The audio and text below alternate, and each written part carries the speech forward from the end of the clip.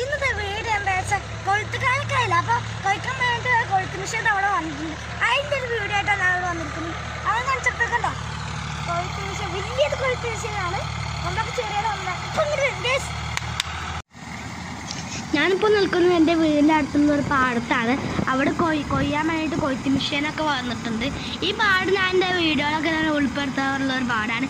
എനിക്ക് പാടങ്ങളും ചെടികളും പിന്നെ തോടും പിന്നെ നമ്മളെ നെല്ലൊക്കെ അരിയണതും ഒക്കെ കാണാനൊക്കെ നല്ല ഇഷ്ടമാണ്.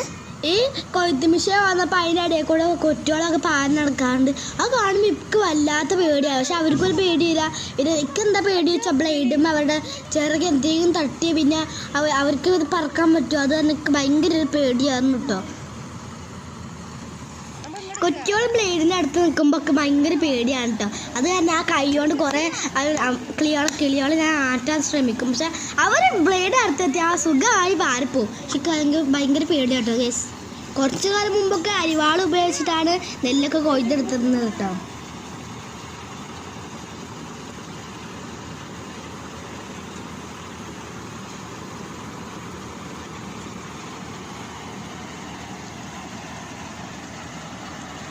ഇപ്പോൾ കുറച്ചതായിട്ട് ഇതുപോലത്തെ മെഷീൻ കൊണ്ടുവന്ന് തന്നെയാണ് ചെയ്യാറുള്ളത്. ഇപ്പോൾ പണിക്കാരൊന്നും കിട്ടാത്ത കാരണം ഇങ്ങനത്തെയൊക്കെ മെഷീൻ വെച്ചിട്ടാണ് എല്ലാവരും ചെയ്യാറ്. എനിക്ക് കാണുമ്പോൾ നല്ല ഇഷ്ടമായിട്ടത് കാണുമ്പോൾ പെട്ടെന്ന് അപ്പം കൊയ്ത്തൊക്കെ പെട്ടെന്ന് കഴിയും.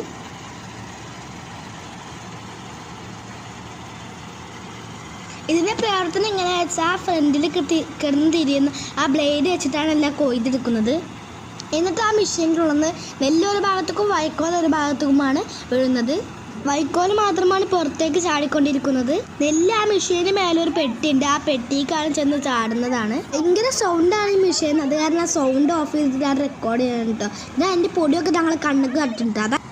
ഇതാ പിഴയൊരു കണ്ടെത്തത്തെ മുഴുവൻ നെല്ലൊക്കെ എടുത്ത് കഴിഞ്ഞിട്ട് ഇനിയിപ്പോൾ ഈ അങ്കിൾമാർ ഈ മെഷീൻ ഇറങ്ങിയപ്പോൾ എല്ലാവരും പരസ്പരം അങ്ങോട്ടും ഇങ്ങോട്ടും സഹായങ്ങളൊക്കെ ചെയ്യാറുണ്ട് കേട്ടോ. കണ്ടോ അതിന് മേലെ നിന്ന് ഇപ്പോൾ നെല്ലൊക്കെ ഇപ്പോൾ ചാടും കേട്ടോ. ഷീറ്റൊക്കെ വിരിക്കുകയാണ്. നോക്കി നോക്കിട്ടോ. ഈ ഒരു ഒറ്റ മെഷീനിലൂടെ തന്നെ കൊയ്ത്ത് നടക്കും, കറ്റമതിക്കൽ നടക്കും. അതുകൊണ്ടാണ് വൈക്കോൽ വേറെ ആയിട്ട് കിട്ടുന്നത്. എല്ലാവരും ഒന്നും നോക്കി നോക്കി. ഇപ്പം ഈ ഷീറ്റിലേക്ക് ഇപ്പം നെല്ല് വീട്ടാ മംഗളമാരൊക്കെ മാറിക്കുന്നുണ്ടോ? ഇപ്പം നെല്ല് വീഴും. വന്നേ എന്ത് രസമാണ് ഈ ഒരു കാഴ്ച കാണാൻ. ഒരുപാട് ആൾക്കാർ ഈ ഒരു കാഴ്ച കാണാൻ വേണ്ടി ഇവിടെ വന്നിട്ടുണ്ട് കേട്ടോ. കുട്ടികളും വലിയവരൊക്കെ വന്നിട്ടുണ്ട്. ഒന്നാമത്തെ കണ്ടം മാത്രമേ ഈ മെഷീൻ കൊണ്ട് കൊയ്തിട്ടുള്ളൂ. ഇനിതാ ഒരുപാട് പാടങ്ങൾ ഈ ഒരു മെഷീൻ കൊണ്ട് കൊയ്താണ്ട് കേട്ടോ. അതൊക്കെ 2 വീടുകൾ ഉൾപ്പെടുത്തുന്നില്ല. രണ്ട് കണ്ടം മാത്രമേ ഞാൻ ഉൾപ്പെടുത്തുന്നുള്ളൂ കേട്ടോ.